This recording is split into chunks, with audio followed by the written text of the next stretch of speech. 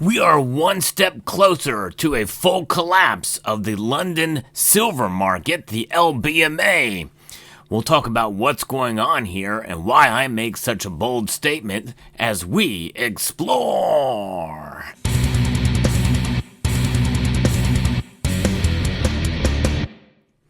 In this breaking news story, it looks like the London silver squeeze is continuing to press on to the point causing great stress in the markets.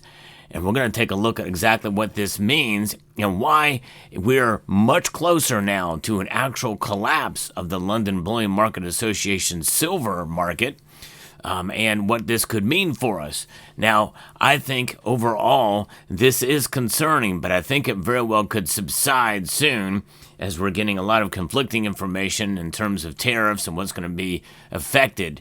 But remember, folks, there's a lot going on behind the scenes here. A lot of it is based off of fear. But some of that fear very well could be subsiding soon.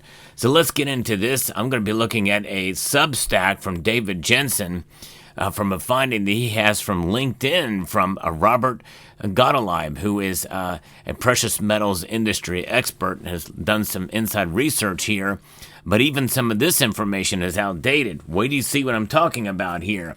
Now, before I get too far into this, remember that what I'm talking about here may not have a direct correlation with the spot price of silver. It's moving around of the metal.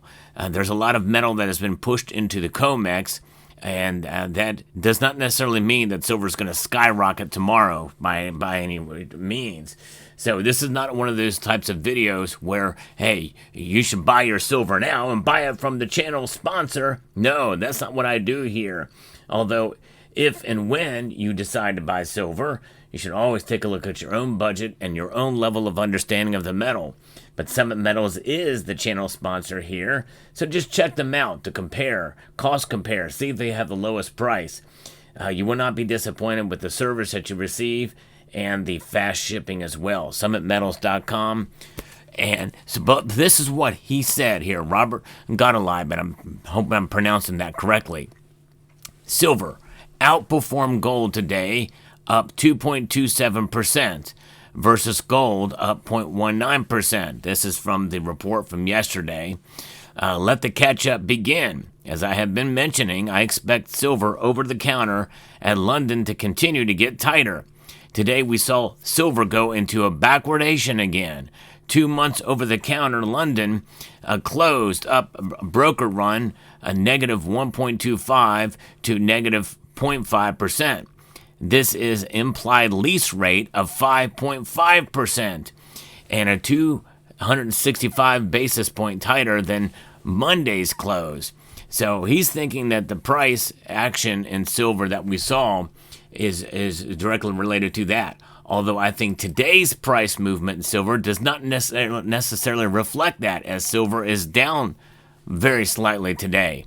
However, this is a big deal because, not necessarily because of where the price is going to go, but because of where silver is being moved out and causing a lot of stress in the LBMA. There is a squeeze happening there, and it's tightening to grand fair. So, what we saw with gold recently, the actual London lease rate can be materially higher, almost double the implied lease rate.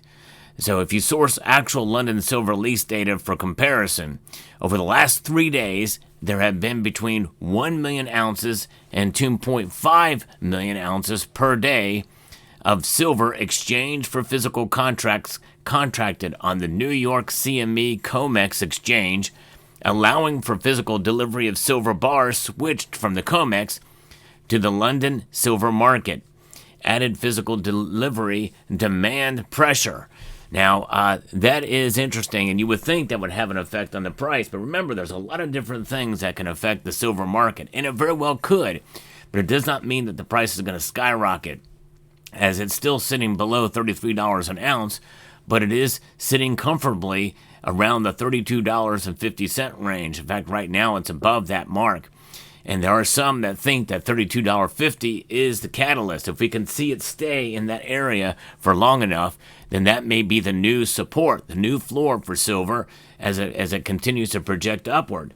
I am bullish on silver. I remain bullish on silver, but also want to be realistic about the metal. I still feel and stick by my year-end prediction, or by the end of the year, of $36 an ounce. I think we're going to see it this year, folks, but I don't think we're going to see it move much higher than that. I do have a wager that I've placed with somebody. I don't really do this very often, but it was offered to me, and I decided to take it. But that's how much I feel about where my predictions are, at least to some extent. And I won that wager, but I've yet to be paid for it. This other person said that silver would have reached $40 an ounce by December 31st of last year. We didn't get anywhere near there. But nonetheless, I still feel that there is a lot of resistance for silver moving upwards for a lot of different reasons, including, by the way, manipulation or suppression to some degree. I do believe there's probably that to some extent, but the natural market is far more powerful, folks. That I know for sure.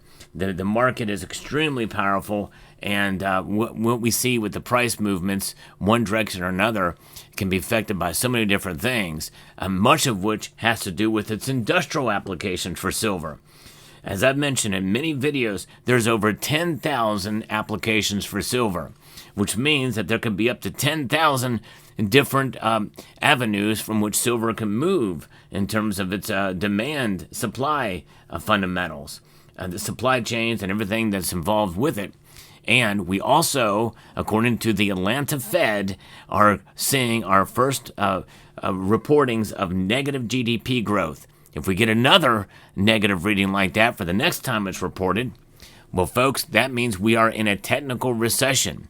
And a recession means there's going to be less economic activity. That's what GDP is all about, right?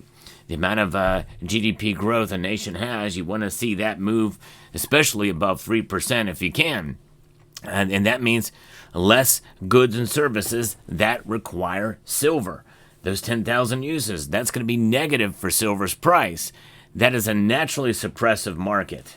Even in spite of a devalued dollar, if you have that, you have high, if you start to see employment suffer, and people can't spend as much money, so people losing their jobs, people not purchasing and buying things that require silver, and even some recession-proof applications. They're not going to be enough, I think, in order to lift silver up, even though those are expanding as well. So there's a lot of complexities. There's a lot of push and pull with silver. We have to understand that. Now, this last sentence of this report, I think, is quite telling, because this report was shared very recently here.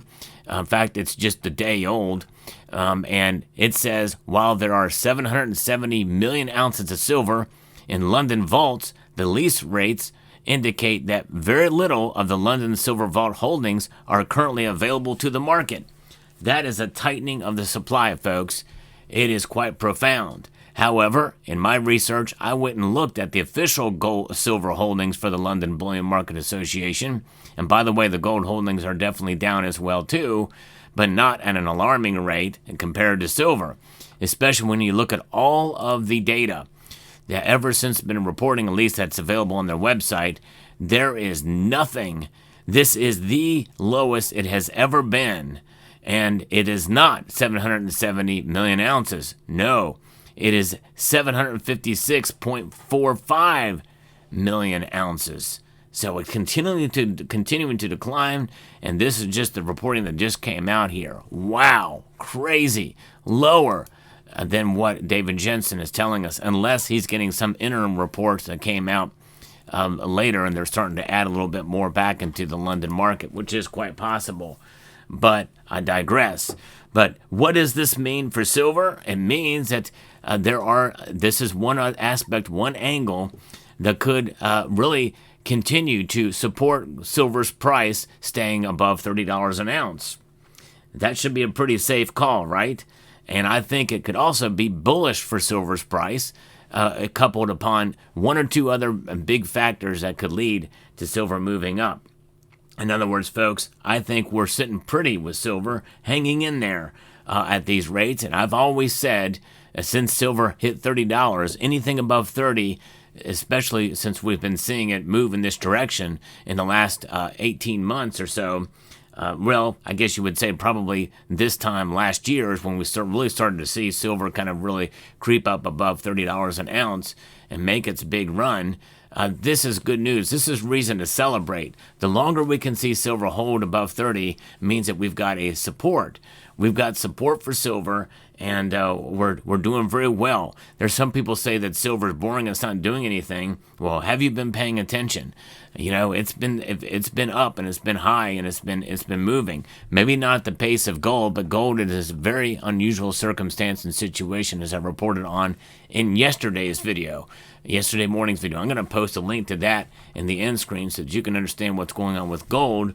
Having understanding what's going on with gold is going to give you a better understanding of what's going on with silver. So there you have it. So let me know what your thoughts are about this report here today about the tightening of the London silver market with the LBMA and the holdings in their vaults. I like to bring you the latest information with regards to silver and gold. So I hope you will consider subscribing to the channel if you haven't done so already, and press that thumbs up button down there as well. If you hit the like button, it really does help with the engagement.